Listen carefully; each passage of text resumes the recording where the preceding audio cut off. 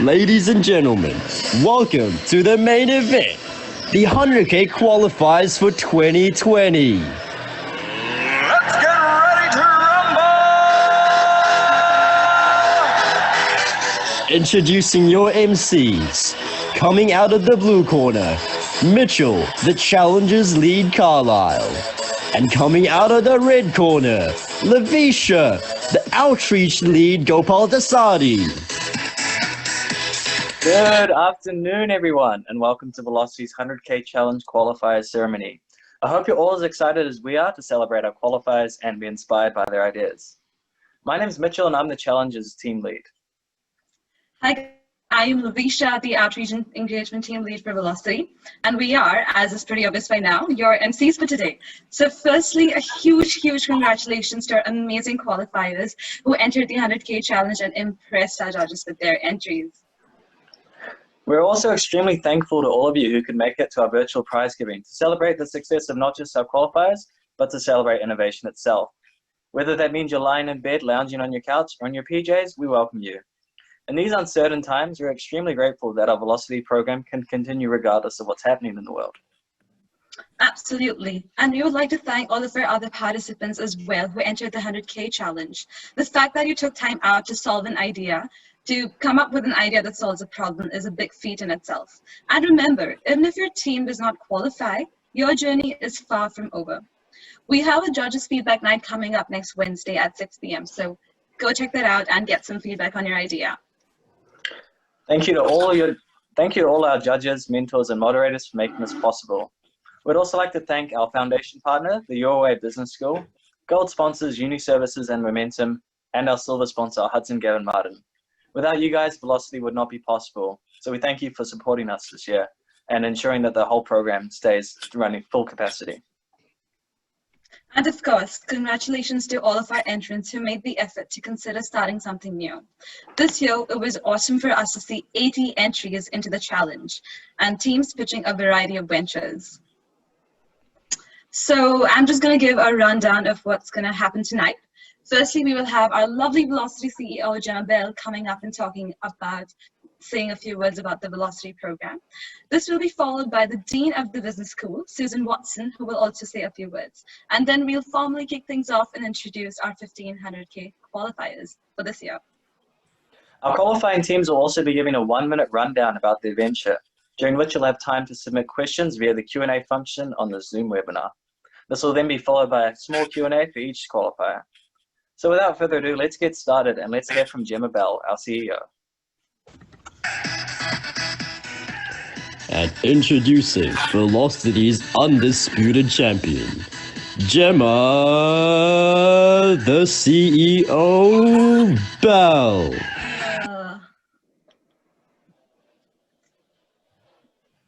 Kia ora, everyone. Thank you so much for joining us this afternoon as we reveal the 15 qualifying teams for this year's 100K Challenge. We were so stoked to see such a huge interest in the competition, which the Velocity team has been really hard at work to make a success. Back on campus, we had a ton of awesome interactions with aspiring innovators, entrepreneurs with their own stores in the Unleashed space, or with our orange morph suit mascots. To us, these have all provided strong indications that the entrepreneurial spirit is not only alive, but is truly thriving at the University of Auckland. Despite the circumstances of the year, it is so inspiring to see that our students and staff are still working on ways to better outcomes of society and achieve better results across a variety of industries. This did mean that the judges had a very difficult time narrowing down many excellent entries to a final top 15. After a lot of debate and robust discussions, the judges picked the 15 qualifiers based on the likely commercial or social impact of their idea, the willingness of the teams to grow, learn, and develop, and their dedication to bring their venture to the world, or taking it to new heights long after the close of the competition. So, a massive congratulations to all the 2020 qualifiers. I encourage you all to make the most of the journey you're about to embark on, and know that it is as much about empowering you to be the innovators, entrepreneurs of tomorrow as it is about creating a successful venture. And to all entrants this year, keep playing with possibility. A great idea does not and should not begin and end with a challenge. That spark within you to problem solve and improve the future is one that you should continue to ignite. And everyone else watching, let's continue to keep supporting these change makers to do what they're doing. Thank you. Thank you so much for that, Gemma. And definitely, I think we can all agree that if we keep playing with possibility of what problems we can solve and what's the opportunities out there, we can definitely make a big change and make the world a better place. So thanks for that, Gemma. And let's hear from our second speaker now, Professor Susan Watson. Jake, please give her a fantastic introduction.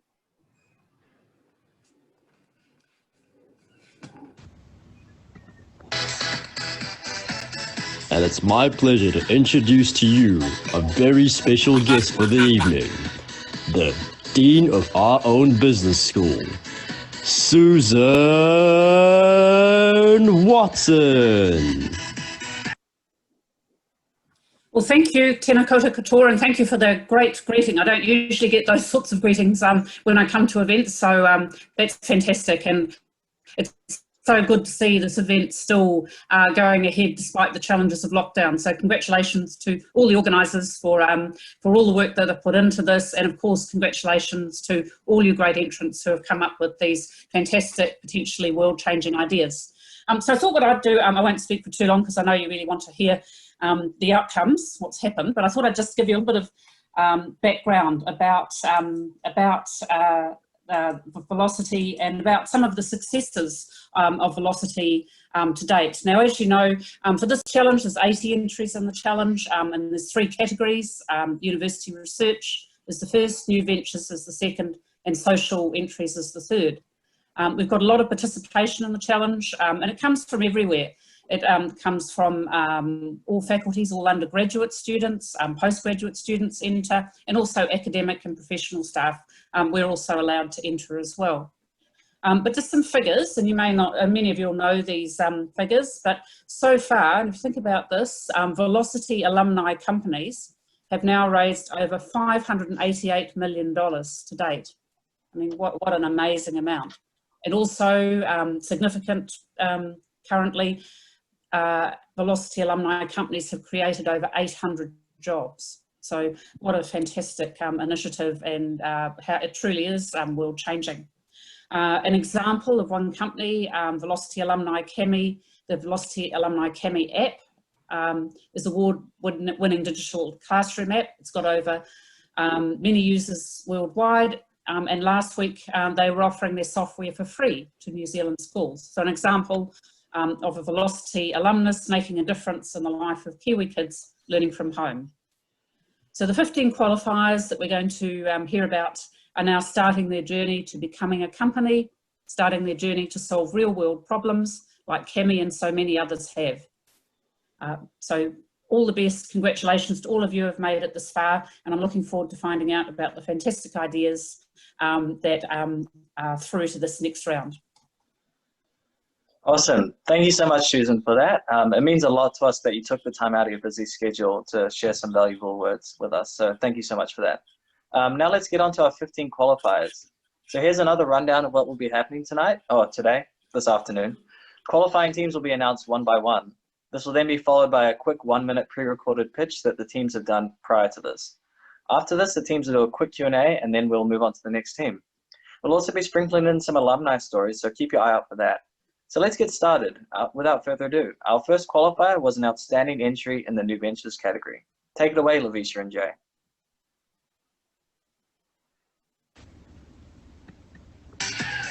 And we kick off round 1 with Team Create Base.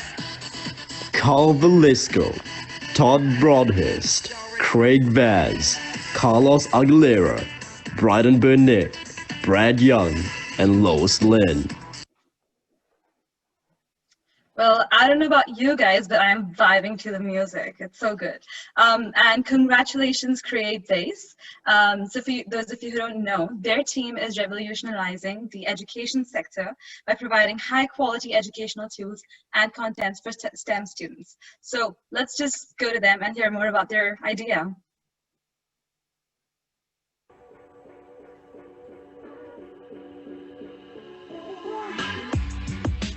Best tool for learning and success is motivation. but it's difficult to become motivated for subjects such as science, technology, engineering, and mathematics if there's a sense of abstraction and lack of application. We at CreateBase aim to revolutionize the education sector by creating high-quality educational tools and contents.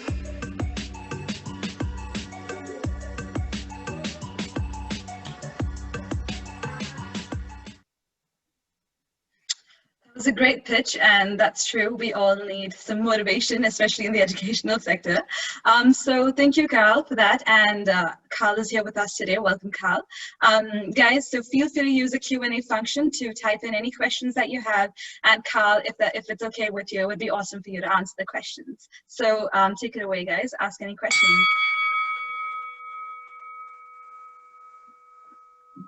There's some questions coming on already, Lavisha. Can you see them? Okay. Oh, yes. Okay, so we have a question. CreateBase, what tools exactly are you making? So we're building on STEM kits. So essentially imagine a box. And then you open the box and you get all these mechanical, electrical components accompanied by tutorial booklet and an educational booklet. So essentially you get to build, for example, a robotic system. And you get to apply what you learn in schools, such as physics, chemistry, or biology, or mathematics. And you get to build all these cool robotics. You get to learn how to program, and you get to teach your robot new skills. So how we differentiated ourselves is, you probably know Lego Minds. I mean, some of you probably know Vex, Lego Mindstorm, some CreateBots. But what we aim to do is, we want to prolong the life of the product. So we want to have new tutorials every month, for example. So you have new codes for your robots to keep upgrading your robot. So that's essentially what we're providing. Awesome. Thank you so much for that. I don't know, do we have time for another question, Jason? Okay, I guess I'll just go ahead with the next question. Is this for high school students or university? This is for we'll start with high school, but as we gain skill set to develop more complex robotics, we want to expand to university and even in the workforce. So our first target will be the parent. So what we're selling is a consumer good. We've targeted parents as our market. So what we're trying to do is we want kids and the parents to collaborate and build these kits together. This might be very, very helpful because for the workforce as well as becoming more technology based. So by parents collaborating with their kids, they could potentially learn new skill set, not just their kids learning new things. Awesome, great. Thank you so much for asking those questions and answering them.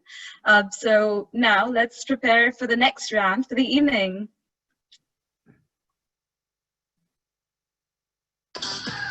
And for round 2, we have Team Attica by Kieran Tahir, Ryan Mearns, Elzan Bister, Asher James, and Logan Elliott. Attica is a technology company with the mission to facilitate, foster, and empower the discovery, organization, and creation of academic knowledge with our all-in-one toolkit. It is launching in 2021. Let's hear more from the team themselves. Hi, I'm Kieran, a founding member of the Attica team. Attica is an education technology company that me, Ryan Mearns, Logan Elliott, and Elzan Bester are launching in 2021. We recognize that existing tools for academic writing and research are disconnected and limiting, which can result in a slow and often unproductive process. This friction in the production of knowledge is a problem that needs to be resolved. To solve this problem, we have a vision to create a workflow application specifically for academia and higher education. This application, Attica, contains 4 key functions: map, feed, notebook, and essay. The map function allows users to build a library of source material in a dynamic knowledge map. The feed function enables users to gather, organize, and read their source material. The notebook is where users can refine the annotations and restructure their bullet-pointed notes. From there, users can transfer these notes to the final function, the essay. The essay function includes a referencing tool unlike those currently on the market, allowing users to cite from their source material with ease. In sum, these functions make up Athica, a program with a mission to facilitate, foster, and empower the discovery, organization, and creation of academic knowledge using an all-in-one toolkit. Thank you. Alrighty, that's sounding awesome. Now time for a quick 2-minute Q&A with Kieran. So remember, submit your questions via the Q&A function and we can get started now. Welcome, Kieran. Hello there. Hi. So yeah, we'll just wait on some questions and then we can get started. I'll be reading them out to you as well. Okay, we've got a question already. Have you identified competitors? Yes, we have. We have a number of competitors. I'd say the primary ones that I can think of off the top of my head would be Mendeley and Zotero. But the problem that we've identified is that these competitors fail to produce the tools in a smooth workflow application. So I mentioned in the video there this idea of friction. So this constitutes the basis of our app, if you like. You know, we recognize that while existing tools are out there, none of them kind of work together very well. I mean, I'm sure many of you have encountered this problem yourself when you're doing academic work. Does that answer the question? Yeah, we can move on to the next one real quick. So another question's come in. That was a good answer, by the way. What differentiates this this startup from Rome Research? That was the other question. That's a very good question, and given that I don't know what Rome Research is, it could be a very important one. So yeah, I'll note that down. From the research that we've done, we've not found anything thus far that resembles this, and I've just done a Google search and it says a note-taking tool for network thought. Now, yeah, okay, so again, Rome Research may kind of perform a similar role to the note function, say, but crucially, Athica contains 4 key functions. So it's map, feed, note, and essay. So from the video, you know, I gave a very brief introduction to those 4 different components. I don't think I'll be able to go into them in great detail with the 2-minute window. Yeah. But yeah. Okay, thank you. Thank you for sharing all that, Kieran. That's all the time we have for questions, unfortunately. But okay. Awesome work with the pitch, and yeah, good luck with your venture, guys. So Great. now we're going Thank to you move very on to our next. Thank you. Now we're going to move on to our next challenger. The next team entered was in the social category, actually. So let's announce them now.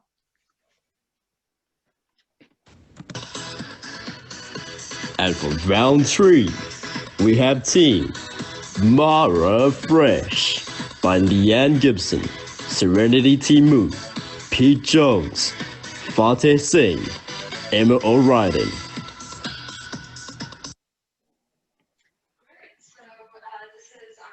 Category qualifier, Mara Fresh, and it's an organic produce company.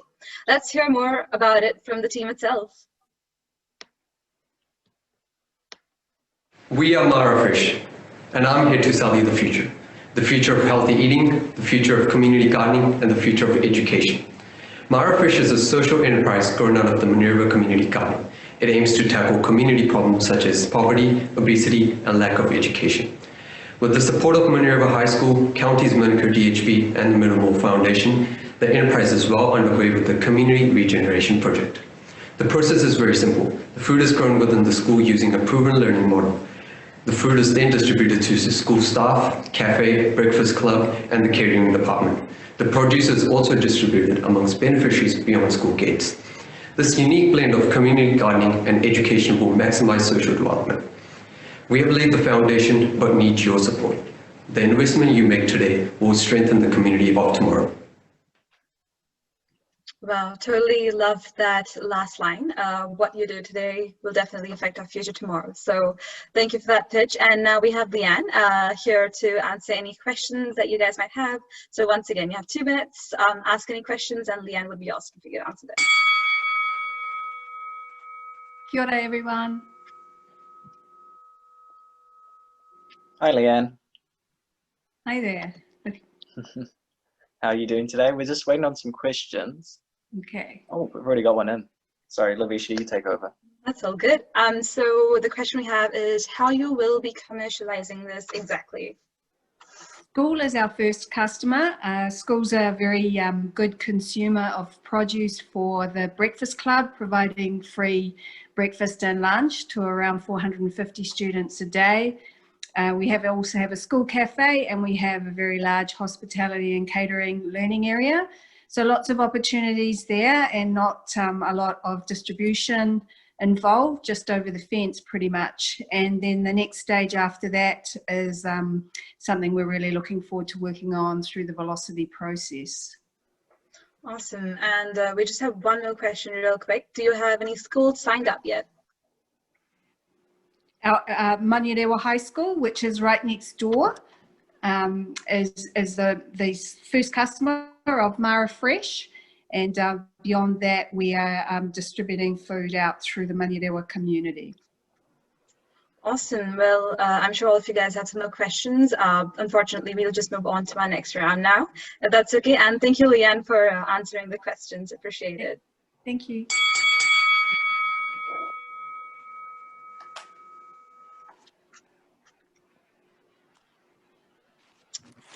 Cool. And for round 4, we had Team Qualifiers by Suranga Nanayakara, Don Gabit, Sonia Dupesh, and Team. Curious believe that science is fun, creative, and social, and they help students experience this for themselves. Curious is a low-cost sensor kit that empowers students to engage in scientific inquiries inside and outside of school. Let's hear more from the team now. Hi, my name is Suranga. I am the founder of Curious Limited. At Curious, we believe science should be fun and engaging. Students in year 7 and 8 are disengaging with science. Why? They think science is boring and too hard. They say they never got to do real science. Couple this with teachers who lack confidence in teaching science and who have limited resources, we have a problem. The Curious team is developing a novel, low-cost lab in a pocket, an interactive, collaborative, and inquiry-based science learning experience that is fun and engaging. There are about 260,000 students in year 7 to 10. Our goal is to provide every one of them to have access to a Curious kit. We believe this will inspire and support the next generation of critical thinkers and innovators who will make a significant impact on New Zealand. Thank you. Great, that sounds really cool. So now we're going to have a quick Q&A session with Suranga. Suranga, are you there? Yes. Suranga? I think you might. Yep. Oh, there we go. Sweet, we can hear you now. So we're going to have some questions come in. I've already got one question. I'll ask you. It's, have you partnered with any schools yet? Yep, so we have been doing, the whole idea is to do this in a very user-centered way. So far, we have been partnering with 5 schools: Penmore Bridge, Epsom Girls, Mount Albert Grammar, King's Primary, and Kofi Primary. Awesome, cool. Got some more questions coming in. Let me just have a look. Will the kits be made in New Zealand, and can students help design new kits in the future? Certainly, kids, the idea is as we move forward, the kids can not only create the sensors, but also create their own inquiries and challenges, and even have competitions among the school and between schools and nationally. In terms of production, the most of the first cut is done in the lab by the research team, and the production at this stage is done in China. Oh, cool. Okay, cool. We've got time for a couple more questions. What age range would these kits be aimed for? The age that the students actually lose interest in science is year 7 to 10. So that's the target group, the intermediate and lower secondary. Interesting. Okay, cool. Let me just find another question. What is different between what you offer and what is already on the market? Oh, multiple things. I'll give you a couple of specific examples. There is a product called Pocket Lab, And that, if you add a couple of sensors, that's already few $100. Whereas by doing a simple but very functional and versatile design, our goal is to allow each kid to own one of these, as opposed to having a school resource kit that's expensive and that should handle with care. This should be one owned by every kid, have fun and fiddle with it. So that's one of the main differentiating factors. Awesome. Thank you so much, Saranga. You really flew like a butterfly and stung like a bee around those questions. Excuse the boxing puns. Thank you for your time. Thank you. Cheers. So now we're going to move on to see if our next contender can take the championship belt.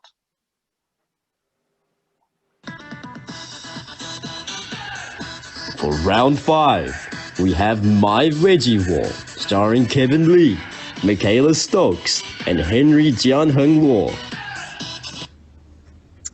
My Veggie Wall is an automated gardening system combining hydroponics and Internet of Things to provide customers with immediate access to fresh produce. All of us often find ourselves lacking time to constantly make grocery trips to purchase fresh produce. With My Veggie Wall, customers can have access to homegrown produce with minimal effort and no gardening experience. That sounds super cool. Let's hear more from them. Kia ora koutou. My name is Kevin. And I'm Michaela. We're the founders of My Veggie Wall. Have you ever wanted to have a produce market right in your kitchen? Don't have the time or space in your home or the expertise to grow your own vegetables? With My Veggie Wall, you can grow your favourite vegetables with very little effort.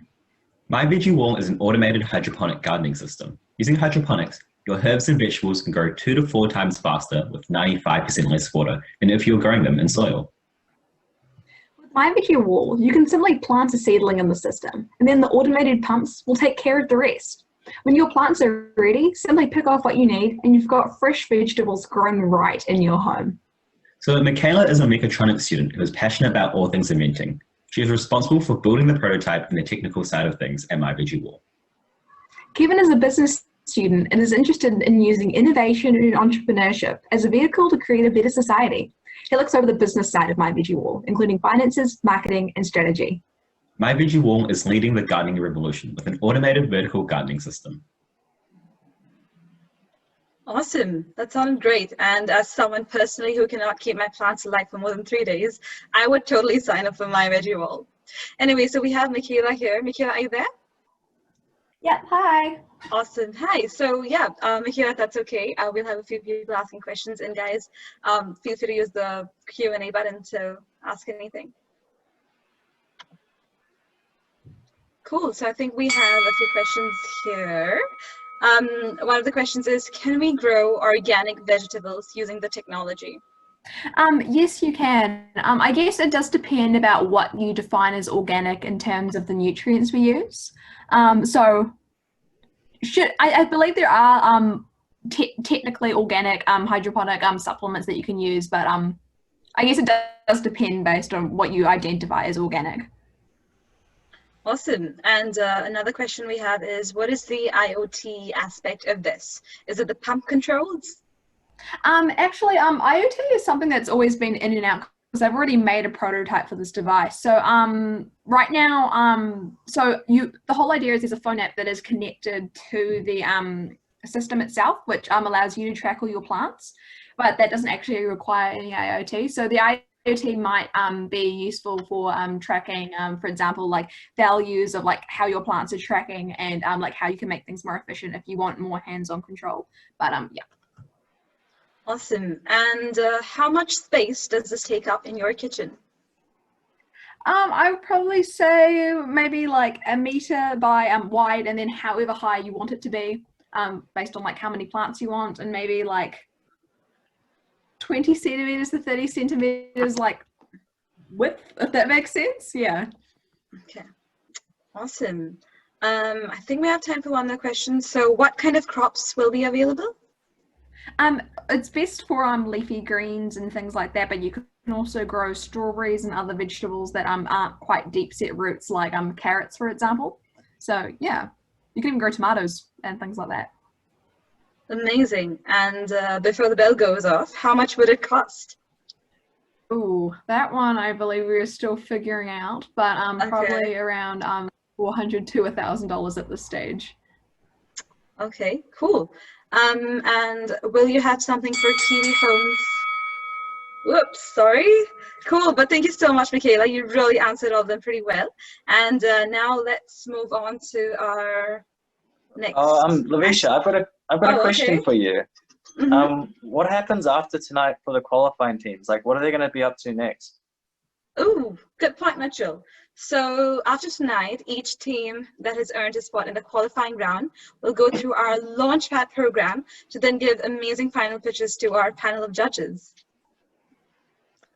Launchpad. Hey Google, what is a launchpad?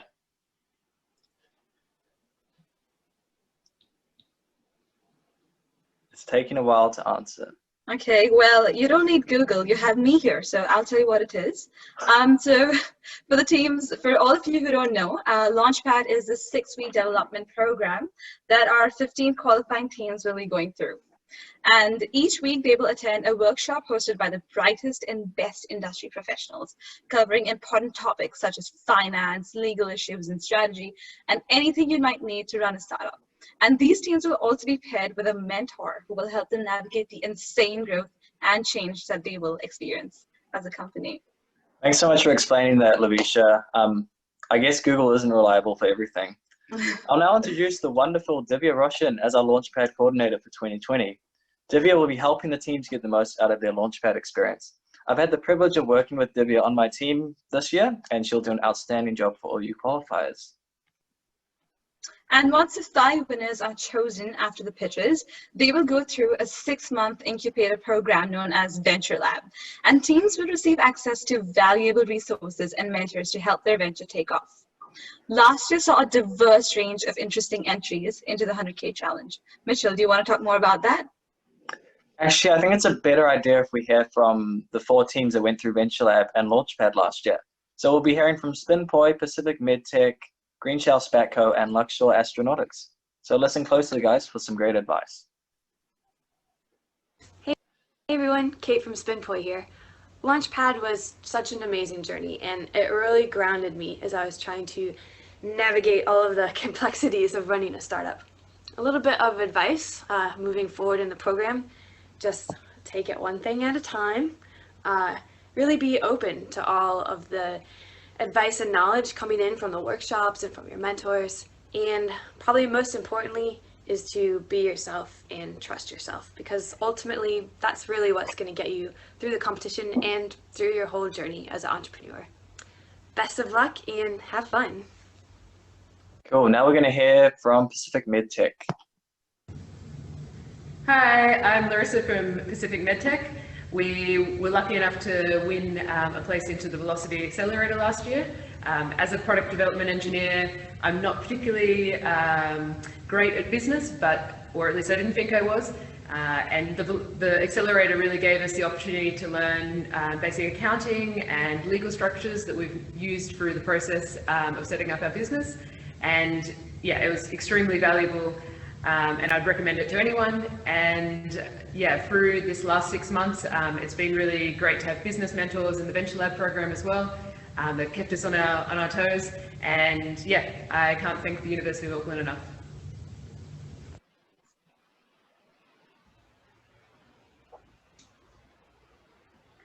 That's a good idea.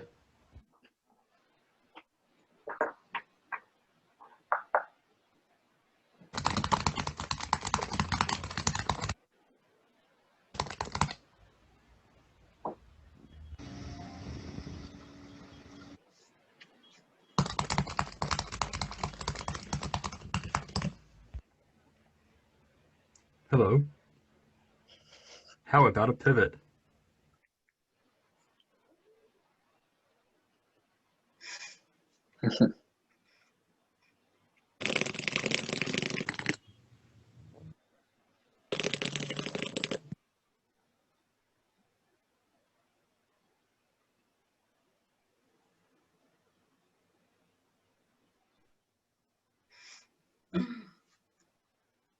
Cool. Finally, we'll hear from Luxshore Astronautics. Hi, my name is Fia and I am the CEO and founder of Luxshore Astronautics. Our ultimate goal is to provide the small satellite market with an alternative high-performance power system.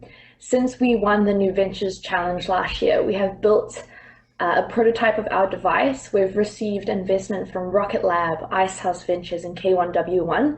We've been offered a free launch to test a space-qualified version of our prototype, and we have met many incredible people involved in the space industry all around the world. We've begun our next round of investment for 2021, where we plan on expanding our team and beginning building our minimum viable product. And we have grown a lot over the year as a company and also as individuals. I wish you all the best for the program, and I hope that you make the most of it. Okay, thank you so much from those teams for sending in your videos. We're now going to move on to announcing some more qualifiers. So yeah, our next qualifier was from the research category. Let's have a look.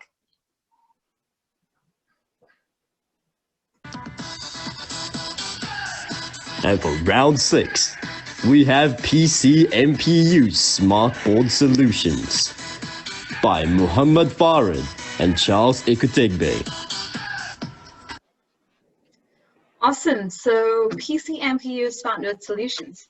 Researchers at the University of Auckland, led by Professor Farid Mohammed, has developed PCM foam composites of high energy density that is sprayed on the back surface of gypsum boards to form PCM foam smart board panel. The smart board can switch between the insulating and thermostatic characteristics of heat absorption and desorption. Let's hear more about their idea. Hi, I am representing the PU-PCM Smart Board Solution team. My name is Charles. I'm a PhD student working with Professor Farid Mohammed, who over the last 20 years has shown that it is possible to reduce the energy used for heating and cooling in the building by over 20% annually through the application of phase change materials, as shown in the next slide. You could see from the result below that the PCM in the building is able to regulate the indoor temperature within the comfort level. Now, these PCM materials are usually micro-encapsulated through a capital-intensive approach to prevent it leaking. We have developed a more environmentally friendly and cheaper technology that could open a better opportunity for commercialization. The technology is based on capturing the PCM during the polymerization of PU formation.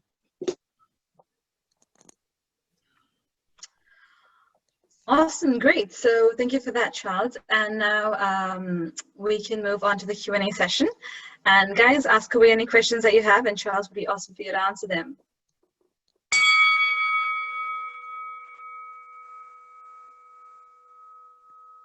Oh, we have a question here. Is this for commercial or residential buildings? Hi, thank you very much for the question. Basically, it can be applied to both residential and commercial building. Our focus at the moment is on commercial, on residential building, because there's a problem with most residential building. They are not performing very well, performing efficiently in terms of their thermal performance. So we are looking at improving the thermal mass of the building by the addition of the phase change materials, which would help improve the indoor temperature. Awesome. And we have another question here. Who will be your main customers? Well, at the moment, we are looking at creating solutions for individual houses. For example, in New Zealand, there's been a data that suggests that there's high rate of excess mortality, winter mortality.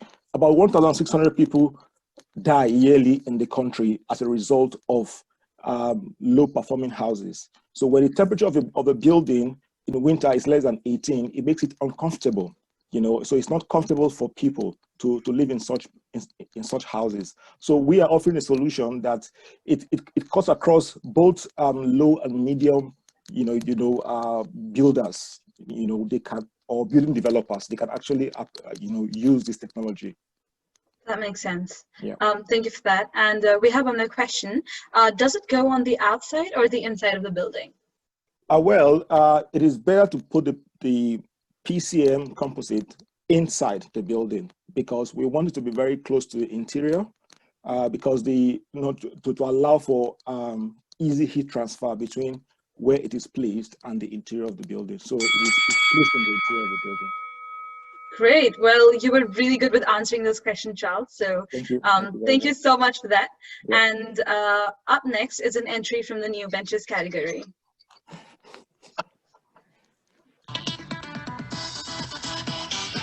For round 7, we have team Dolly Mama by Farzan Patel and Rushad Patel. Dolly Mama will show Kiwis that there is more to Indian food than butter chicken. Their pastes give you a taste of real India that are versatile enough for a soup or a Sunday roast. Let's hear more from Dolly Mama themselves.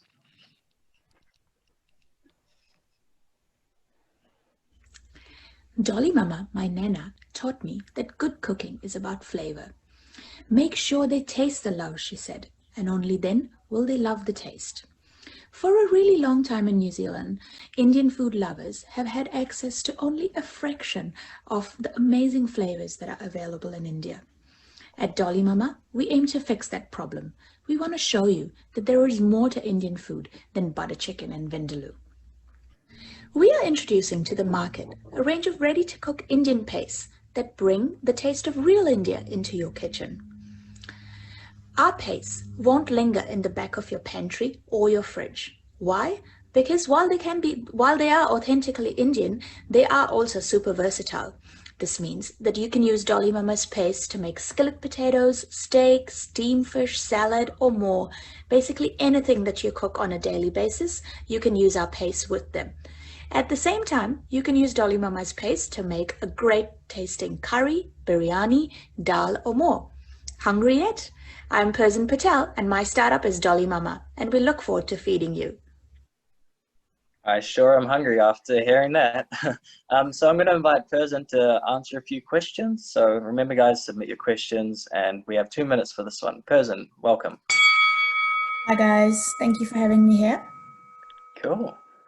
We've already got a question. I'll just wait to see which one gets voted the highest. Someone's asking, what are the ingredients you're using? So I can't tell you all the ingredients, but they're going to be, we're going to be working with Indian suppliers within New Zealand because part of it is about building a family and our brand stands for family. So we want to work with other Indian suppliers who do that. And they're all high quality spices and things which are imported from India. Cool. We got another question here. Are the pastes vegan? They're not going to be vegan, but they will be fully vegetarian. 2 of them will be vegan actually. We're doing an initial product range of 3 pastes. We've got an Indian everyday, a coastal curry, and a ghee tadka. So 2 of those pastes, the curry and the Indian everyday, are going to be vegan, but the ghee tadka is it's made with dairy. Awesome, thank you for that. Got some more questions. How is this different to other pastes that are currently available? All the current pastes that are currently available focus on just firstly allowing you to just make the 5 or 6 Indian dishes that they say you can make, which is your chicken tikka masala, chicken madras, saag, butter chicken, etc. With our paste, we don't tell you what you can make with them. It's all up to your creativity. Additionally, we're going to do a huge part of it is going to be about education. We want you to use those pastes to make your everyday food. It's not about you making Indian food, but it's about you using Indian flavors into your everyday cooking. So you can use it to make a great tasting dal or curry, but I want you to use them to make steak, to make tomato soup, or whatever it is that you eat on a daily basis. Awesome, that sounds really good. So final question is, how do you keep the paste shelf stable? We are working on figuring out that piece of the puzzle. Currently, we ask that all our pastes be stored in the refrigerator, and we have tested it. They stay in the refrigerator for more than a month. We are working on the shelf stable part of it. Awesome. You answered some of those questions really wrong to finish the round really strong. Sorry, did I say wrong? I meant strong. Oh my gosh. That was a really bad slip up from me. Okay, thank you, person. Cheers. Cheers. Okay, yeah, as many of you guys know, Velocity has been integral to the development of some very successful startups and people. We thought it'd be cool to give an update on some of our alumni and see some of the amazing things that they're doing. Absolutely. And first up, we have Ang Nair. He was previously the CEO of Velocity, and now he is a co-founder of StrutFit, which is an online platform that allows you to virtually try on shoes within the comfort of your home and gives you the perfect fitting footwear. So yeah, and on top of this already incredible achievement, he has recently developed an art exhibition called Symbolically Kiwi under the name Mr. Geometric. So the exhibition is taking place at Silo Park, guys, from 12th to 27th September. Make sure you do go and check it out because I'm sure it's going to be amazing and lots to learn. Yes, exactly, Lavisha. And I just want to say, like, we don't mean to flex, but we have some pretty cool student committee alumni come through Velocity. You never know. In a few years' time, Lavisha and I could be famous. So feel free to hit us up after this if you want some autographs. Anyway, you can follow Ang and his journey at the social tags on the slide right now. Now let's get on to round 8. Our next challenger entered into the research category. Here they are. For round 8, we have Team Fishbox, Trevor Gee, Patrice Jean Delmas, Dave Gold, and Jason James.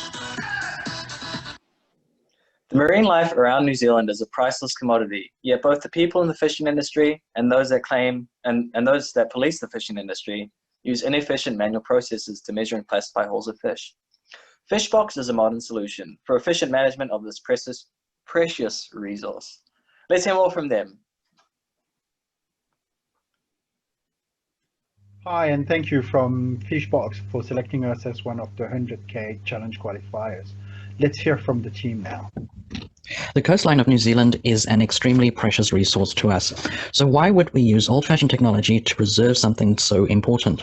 Our solution uses the latest technology for the collection of data about our fishing activities because we need reliable, accurate information for good decision-making in the fishing industry. Hi, I'm Jason. I'm working on the Fishbox prototype. I'm a keen recreational fisherman in both fresh and saltwater, and I'm very enthusiastic about the potential for the use of technology to improve our management of fisheries resources from recreational, commercial, and environmental perspectives.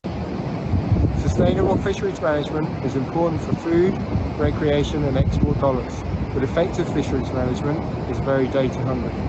Automated measurement of fish length and volume will provide for more data, more accurately, and more cheaply than current manual measurement methods. It will reduce costs and provide a whole heap of extra data on fish quality, which will be useful for marketing and grading fish.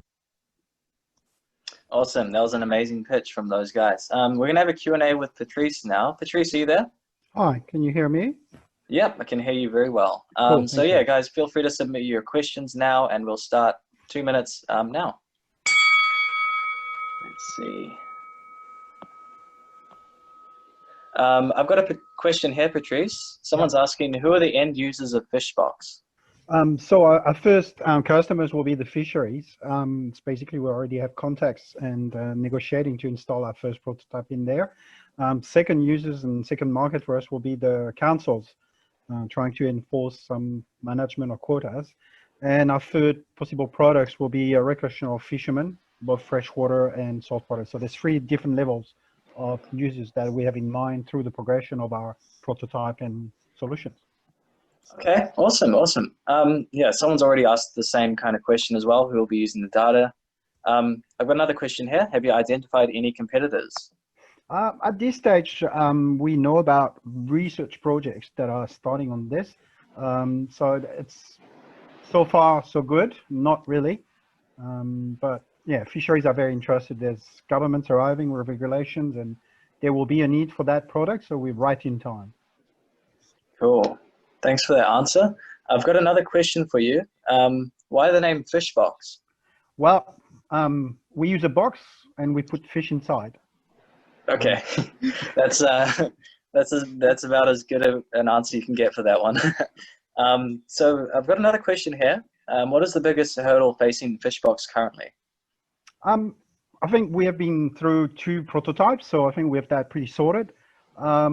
Mostly it would be in terms of the needs of the fisheries, which is like high pace measurements. So that's likely a hurdle. The tech, we tend to master that, and the hardware is more or less ready. So I would say, yeah, it's getting the customers and getting the investment for the next stage. So we're good. Okay, cool. I've got one more question for you. It's where would Fishbox be installed? So first, the easiest way is to control all the environment will be inside fisheries. We have looked at their processing plants. We have contacts there. Our partner and team members they've got is connected with the fisheries. So that will be the first install. The second one would be a box which would be waterproof install in the docks. Instead of having a guy checking your fishing, your fish out of your boat, you would just pass your fish through. And our first attempt, that will be the hardest one, will be to actually provide a mobile application to do all that along the way. So it's much harder. Okay, cool. Thank you so much, Patrice, for answering those questions. Thanks a lot. Yeah, cheers. Have a good afternoon. So now we're going to move on to our next qualifier from the new ventures category. Jay, start announcing.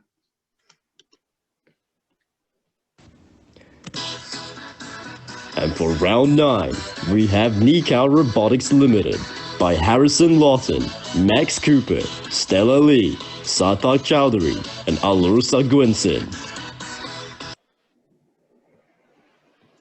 Awesome, great. So Nikau Robotics is stepping up to the challenge of the construction industry. They have developed an on-site manufacturing tool that automates woodworking. They are making automated construction accessible to small businesses that have previously been excluded from these technological advancements. Sounds pretty interesting. Let's hear more about them. Good evening, everyone. I want to say a massive thank you to Velocity for this incredible opportunity. So for the past 20 years, not much has changed in the way that we build wooden structures. The vast majority of carpentry work on residential homes still uses power tools and skilled labor to cut and shape wood. Nikau Robotics will change this by introducing our novel automated carpentry machine. Our machine is designed to cut, carve, and drill large batches of wooden panels on site, ready for simple installation by workers, like Lego. A building is a collection of thousands of pieces of precisely cut wood. With our machine, this can be accomplished almost fully autonomously. Our products are designed to bring automation to small businesses that can benefit from the increased speed, quality, and labor efficiency, ultimately resulting in greater profits. The ultimate vision of Nikau Robotics is to create an automated product line that revolutionizes the way in which we build homes. Thank you. Awesome, that was a great pitch, Harrison. And I think you're here with us. Can you hear me? Hello, yes. Awesome, great. So guys, once again, use the Q&A function, and Harrison, would be awesome if you could answer those questions. Loved it. Great, we already have a question. Has this been tested on construction site yet? No, it has not. We are currently in the product development stage, so it'll be another few months before we are testing. Okay, that makes sense. And why the name Nikau Robotics? The Nikau palm is a native New Zealand tree, and I wanted to include a piece of Kiwiana in the title, and it's one of my favorite plants, so I chose that. Awesome, that sounds interesting. And we have another question. What kind of price point would you be targeting? Would it be a one-time purchase or rental? It's a one-time purchase of our machinery. The pricing for the imagery you have just seen is around 15,000. But after tax, that comes down as businesses don't pay tax. Cool. And what is your patent strategy? We are not initially seeking a patent because of the financial restrictions and the time it takes to put into it. So we have pipeline products that we are reserving the right to patent later down. Great. And why construction rather than furnitures? It's both, but for 1 minute pitch, I had to keep it to one thing. So it's for all things carpentry. Awesome, that sounds good. Looks like we do not have any more questions. So thank you so much for answering those, Harrison. You definitely did a very good job, like answering them bang on. So thank you for that. Thank you very Oh, much. Bye. cool. Thank you. Now we will be moving on to the next. Actually, no. Now it's time to highlight another of our alumni. So I would like to talk about Dr. Rahul Gandhi. He has been a part of our Velocity program earlier, and it's really exciting because now he's actually helping lead Wellington's response to this pandemic after he's proven his leadership in a range of life-saving endeavors all around the world. He's also making a significant difference in the medical sector through social entrepreneurship. An example of the social entrepreneurship is his role as Innovation Fellow at the Healthcare Transformation Lab at Massachusetts General Hospital. Ooh, that was a mouthful. Rahul worked on developing a cost-effective solution for optimizing rheumatic heart valve disease screening. Another mouthful. This is just the tip of the iceberg for Dr. Gandhi. He's proven that entrepreneurship in action can occur in a setting that makes the world a better place overall. We'll now move on to round 10. This next qualifier might also make you feel hungry. Take it away. For round 10, we have Urban Farm at the Resourcery by Jean-Baptiste Natali, Amy Dodds, and Thomas Peters. The Urban Farm at the Resourcery provides a local alternative food system that is much more energy efficient and environmentally friendly than conventional agriculture. Local food scraps are converted into organic produce, and locals keep ownership of their production method, strengthening local resilience and the social web of the neighborhood. Let's hear more. Good afternoon. I'm Baptiste, and with my team, we've entered the Velocity Challenge in a social impact category. Our project, as part of a resource recovery initiative, is to set up an urban farm. Remember the panic buying at the beginning of the first lockdown? When the crisis hits, people want to know they have a source of food to rely on. And there is a bigger issue. Our current food system is wasteful in terms of natural resources and energy use. It takes on average 5 calories to make 1 calorie of food. And then a third is thrown away and goes on generating greenhouse gases in landfill. A community-based urban farm provides a local alternative food system that is much more energy efficient and environmentally friendly. No transport or packaging is needed, and very little waste is created. A neighborhood can then rely on this closed-loop food system every day and in time of uncertainties. Thank you. Awesome. Thank you so much for that pitch, and definitely agree in a time where, you know, we go into lockdown anytime and people panic buy. Something like this would be really, really helpful. So thank you so much for that, Baptiste. And I hope you're on call here with us. So we You're can welcome. ask Can you hear me? Yes, yeah, absolutely. And congratulations, everyone. Thank you. Great. So ask away, guys. Cool. So we have a question here. Is this targeted to households? It is targeted to locals, therefore households. Yes, people living in a neighborhood. Absolutely. Great. Sounds good. And what crops would be grown? So we are growing vertically, but we are growing in soil. So that means that we have access to all type of crops, excluding the large fruit trees at this stage. Great. And we have another question here. What price points are we looking at? Oh, it's going to be run through membership. I am going to pass on that one at this stage because I don't want to be misleading. I prefer to just get back to you later. Of course, that makes sense. And another question we have is, what are your biggest challenges? I think it's to make sure that enough people want to become part of this community.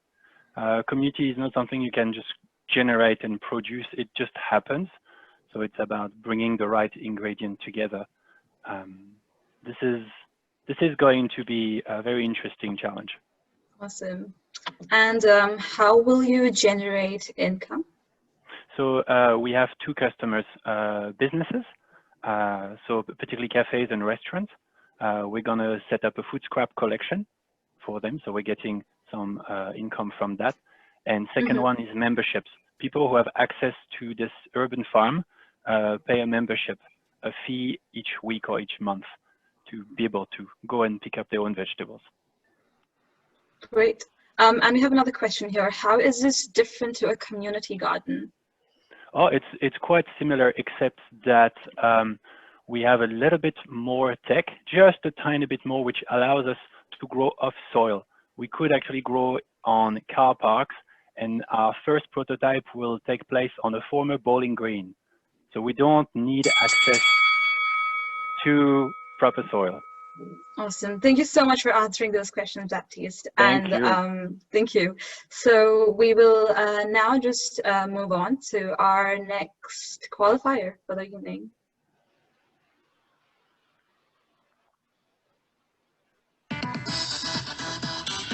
And for round 11, we have Team Purifiber by Suwana Swaraj, Iris Liu, Diane Song, Natasha Ong, and Srishti Bharadwaj.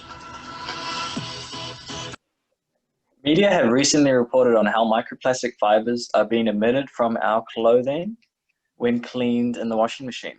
The fibers enter the waterways, harming marine life and therefore humans when they enter the food chain. Purifiber is a ball thrown into the washing machine and traps the microfibers inside.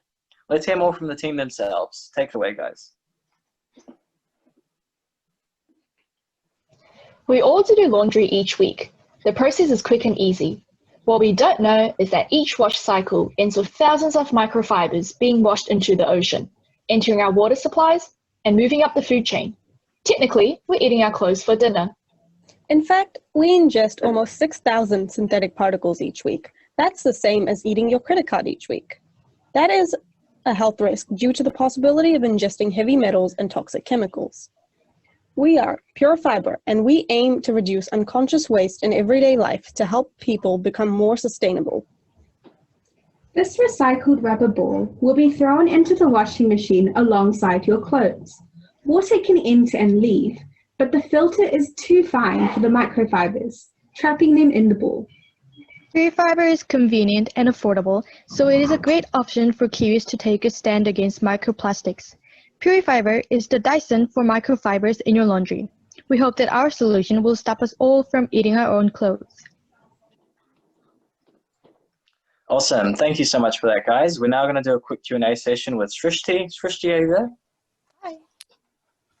Yep. Sweet. Yeah. Cool, guys. Just submit your questions starting now. We're going to ring the bell. Okay, we've already got a question. How do we dispose of the microplastics from the ball? Currently, we don't actually have a way of disposing of them without putting them in the landfill, but we are trying to find a workaround because we do know there's an Australian company that takes microplastics and recycles them and makes them into something else. Okay, cool. I've got another question here. Is the concept proven? Semi-proven. There are current alternatives, but they are very expensive and sort of unattainable or reachable for most people. So which we're working on that as well. Everything is still in like research and development stages. Fair enough. I've got another question from Sona. Are certain types of fabrics more prone to releasing microfibers? Yes, if you're using organic fabrics, say pure organic cotton shirts, they're less likely to release them, whereas synthetic, so your polyester blends and generally anything you wear, things like your athletic leggings, those are more likely to. Yeah, that makes sense. Got another question here. How many cycles will the ball last for? We're hoping it'll last a lot long. We actually don't know, but we're hoping that it's something that you kind of use until it breaks and then you have to replace it. Okay, and you'd know how it breaks, eh? Yeah, we don't know because we're still working that sort of out. All good, all good. I've got another question here, probably our last question. How will you sell the ball? We're planning on marketing it through our own website once we have that set up and through Echo stores. So Shop the Front Door, Echo Store, and sort of through main, supply supermarkets. So Countdown, New World, that sort of thing. Awesome. I'll keep my eyes out for it in the supermarket aisles. Thank you so much, Srishti. That's all the time we have for the Q&As, but the questions didn't pull their punches, but you hung in there. Okay, I apologize for the boxing puns, guys. You're doing great, Mitchell. They'll end soon. Okay, as we head into our last 4 rounds, I think it's time we announced another research-based qualifier. This one is very topical.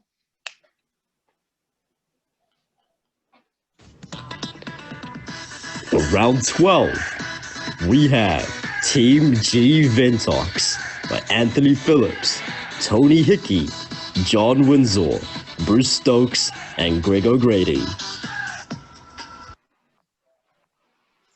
The current COVID-19 infection pandemic has required mechanical ventilation of many patients over prolonged periods in order to maintain oxygenation. However, outcomes of ventilated patients have been variable and often unsatisfactory. They have a new experimental technology that will improve patient oxygenation and thereby improve patient outcomes. So let's get ahead and hear more about their idea. Kia ora, I'm Tony Hickey. Now take a deep breath and clear the adrenaline from your system. But don't breathe too deep, because just around the corner could be this beastie, COVID-19. And if you do get COVID-19, you might end up on a ventilator. Problem is, there's not many of these ventilators. And if you're on a ventilator too long, you might end up with lungs like this. But don't worry, the curve has been squashed. But perhaps it came back, which was all too easy. Put into perspective, we could have had 3,000 deaths. And even further, we've got very few beds in ICU units and the specialised beds you require for ventilators. So we need to get inventing. And people have. They've come up with things like snorkels. They've split ventilators to get 2 to 4 people on them. And people have gotten to their garage and used bits and bobs and tacks and things to make ventilators. But these systems are quite dangerous because they lack the finesse for a single person. So our idea is to come up with a different way of delivering oxygen to people. This is a cheap deliverable system and it will likely save lives. Thank you very much for your time. Wow, we all love an idea that would definitely help save lives, especially in these times. So thank you for that, Anthony. And I hope you're on call with us today to answer any questions that we have. Are you there? I am indeed. Awesome, great, thank you. Guys, feel free to ask questions. Cool, so we have a question here. What is this different approach? I think they're trying to ask what's different about this approach. Sure, so the technology is in development at the moment. So the best way to view it is a way of facilitating or improving the efficiency of oxygen uptake in patients, so the sickest patients that we look after, when they're getting oxygen delivered by various methods. So it's a complementary technology for ventilators and other ways that oxygen is delivered. Awesome, and we have another question. Can you explain a little bit more about how your technology works to deliver oxygen better to regular ventilators? Actually, I can't describe it too much at the moment because it's just going through the patent process, and so I'm unable to disclose exactly how it works. All I can say is that it's an efficient way of improving the amount of oxygen that a patient gets, particularly when their lungs are not working very well. Great. We have another question here. What are the key regulatory hurdles that you're facing? Yeah, so you can imagine with anything that involves treating patients in a hospital setting that there's quite a lot of hurdles that you have to go through to prove first its efficacy and secondary its safety. So for us, the route towards this is ensuring what it's made of is safe for a person, and then how it's deployed is also safe. So there's a number of clinical trials and regulatory bodies that we need to go through. Those are the sorts of places like the FDA, or in New Zealand that would be MedSafe. Great. And if we have time, we have another question. Is this a replacement to ventilators? In part it can be, because it makes other ways of giving oxygen more efficient. So it means you may not need a ventilator quite as early as you would in current circumstances. Great. I'm going to keep asking. Oh, okay. There we go. Cool. Thank you so much, Anthony, for answering all of those questions and for coming up with an idea like that. Let us now, we have another research team coming into this. So this is going to be good, guys. Can we have the music again, please? For round 13, we have Team Roster Lab by Isaac Cleland and Sonny Fung.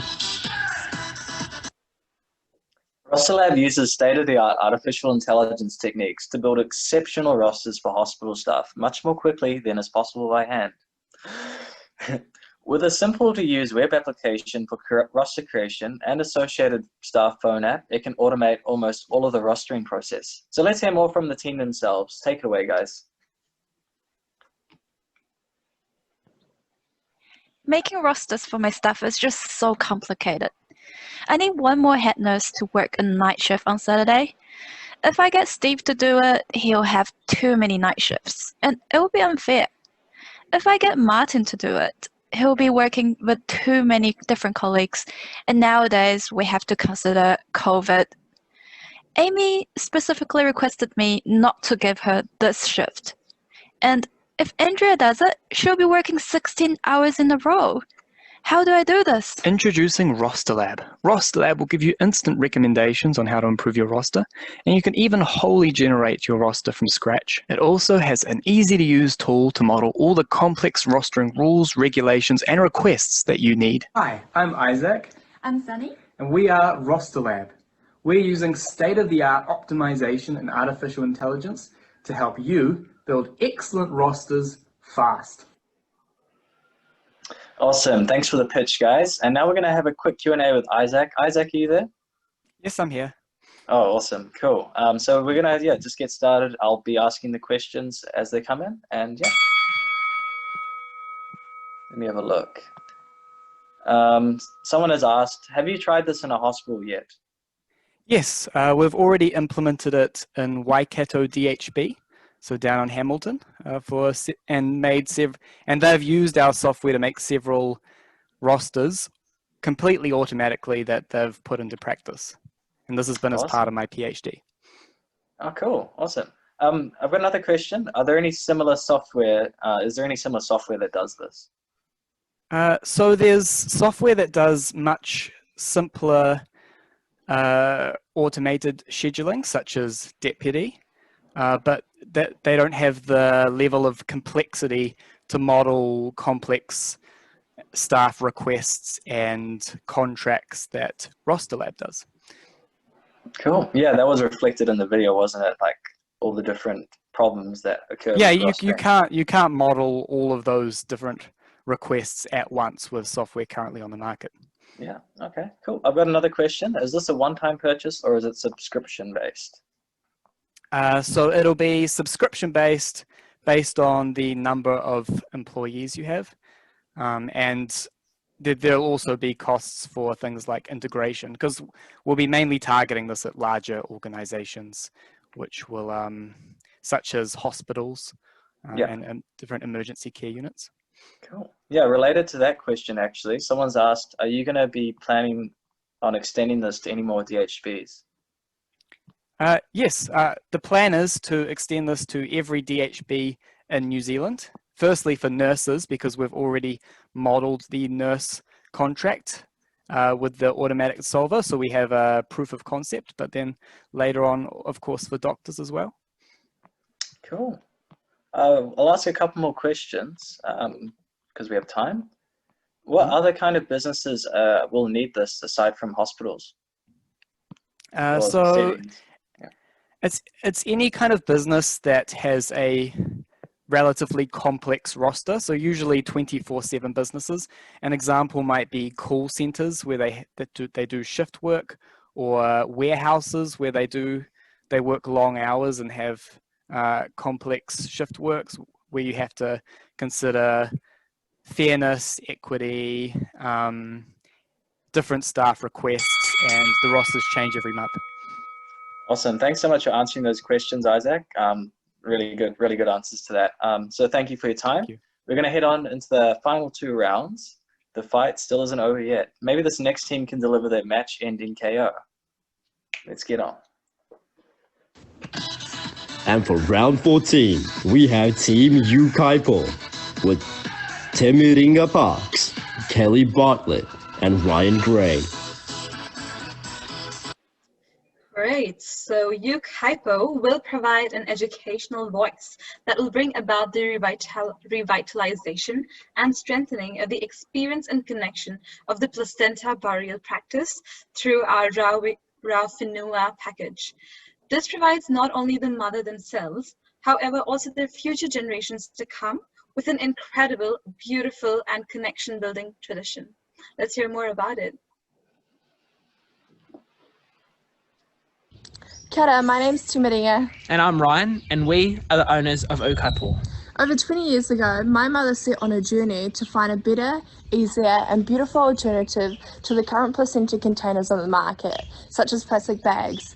And through her journey, she realised there were many other mothers looking for the same need and saw the opportunity to create awareness and a new product. We've created a placenta planting package that creates connection between not only the mother and child, but the entire family ecosystem. At the same time, we seek to strengthen and revitalise the placenta planting practice and its meaning. UKhypo, creating everlasting connection. Wow, definitely one of the most beautiful ideas I've come across.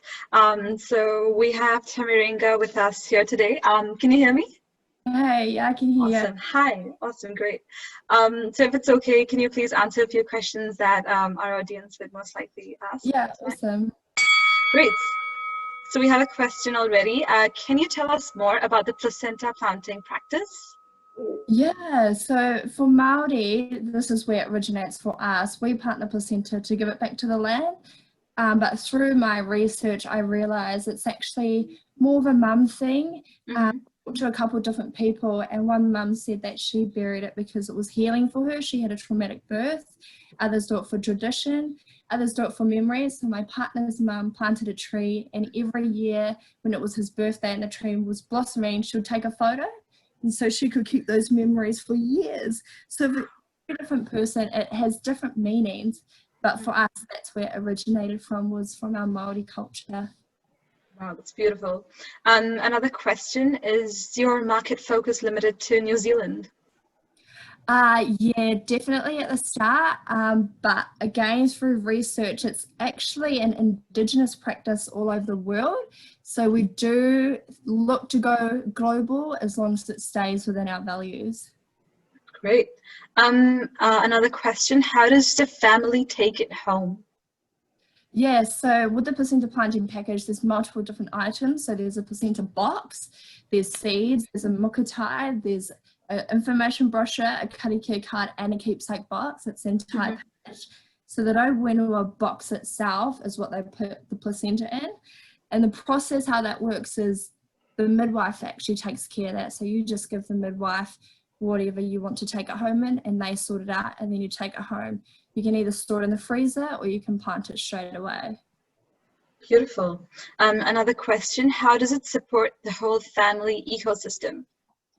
So for us, this is more of an intangible product. So yes, there's a physical product to carry out the practice, but it's actually the connection and the intangible. So a family coming together, for example, to celebrate the mum giving birth, or just those photos. If everyone took a photo of that tree and you remember your grandparents once they've passed away, that would be pretty sentimental and pretty awesome. So it's more of that view. It's not actually the product, it's the long-term vision. That makes sense. Oh, great. Thank you so much for answering those questions, and there were some really good answers. So let's move on to our last but not the least qualifier from the social category. And coming in soon with a heavy right hook for the KO in round 15 is Team Socius XR by Anzal Singh, Sarah Moshhoma, Waylin Du, and their team. Socius XR harnesses VR and AR technology to provide under-supported individuals with autism struggling with social interaction. They create a more comfortable space to practice verbal and non-verbal communication via realistic immersive simulations, providing autonomy to live their best lives. Let's hear about it more. Hi, my name is Ansel and I'm the co-founder of Socius XR, and we're a social enterprise that develops virtual reality experiences to help people with autism practice social interaction in a more safe and non-judgmental environment. Currently, there are 80,000 New Zealanders with autism. Globally, that number is closer to 70 million. Social interaction difficulties experienced by people on the spectrum lead to barriers in gaining employment, building relationships, and maintaining relationships, impacting the lives of so many. With little to no support systems available, besides those that are expensive and are only aimed towards early intervention therapies, Socius XR aims to provide undersupported teenagers and adults with a tool that gives them autonomy in overcoming these barriers. We believe that by providing therapies that are integrated into our technology, we'll be creating something for neurodiverse people to live their best lives. Wow, that was an awesome pitch. Sounds like a much needed innovation. So now we're going to move over to a Q&A with Anzul. Anzul, are you there? Hey. Awesome. Good to hear your voice. So we're going to get started now with our 2 minutes. Anzul, I'll be firing questions. Answer them best you can. I mean, that's kind of obvious, isn't it? Answer it best you can. It's not like you wouldn't try otherwise. Okay, here we go. Sorry, it's just me being silly. Do you think this could be extended to individuals with social anxiety? Definitely. I feel like when we were trying, we were talking about our product with general uni students, a lot of them were saying that they wish they had this for literally anything. Some of the social interaction difficulties, like people were talking about who didn't have autism, they were like, I sometimes get really scared when I order things from Subway. And so I kind of wish I could just go practice that in a simulation at home, just so whenever I do it in real life, it'll make it so much more easy. So we definitely think that it could be extended, and we're looking into doing that in the future. Okay, that sounds awesome. I've got another question. What type of interactions are you simulating? Yeah, so we heard from Autism New Zealand that a big difficulty that some of the people that were coming in to the organization were having was with job interviews. And so we're starting out with replicating different scenarios in job interviews in which people with autism could practice, just to understand the different contexts and social cues in those situations. But we'd like to extend them to all different parts of social life you could imagine. Yeah, like the Subway example you gave before, I suppose. Exactly. So I've got another question sort of related to what you just answered. Are you considering partnership with any government agencies or schools?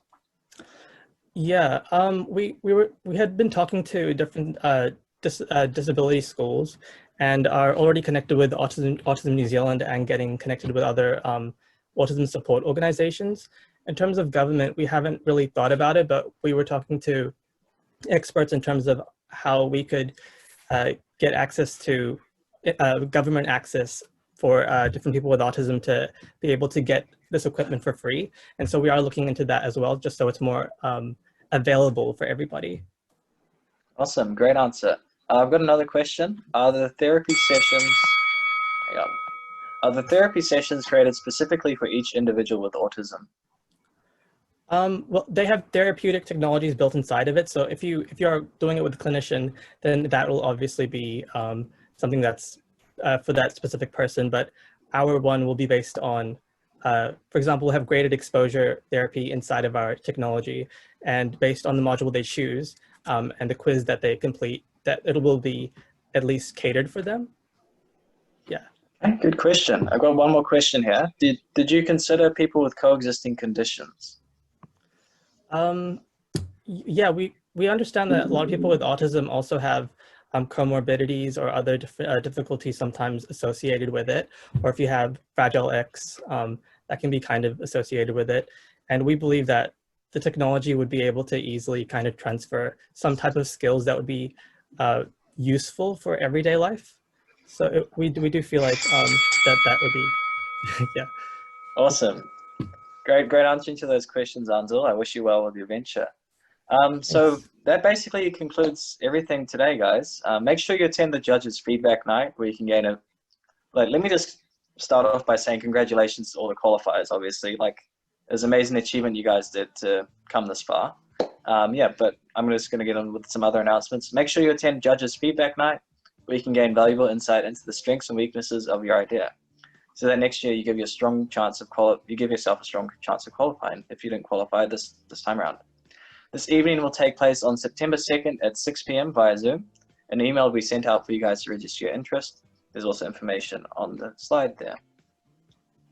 Once again, a big thank you to all of our sponsors, our judges, facilitators, mentors, and everyone else involved, including the Velocity team, for making this event possible. And I know that this year has been a challenge for everyone, but the fact that you're all here and you guys have entered the challenge, or whether you won the challenge, or you're just here to support your friends and learn more. This is a testament to the fact that through grit and resilience, anything is possible. So hope that you guys enjoyed Mitch and I as your MCs, especially me.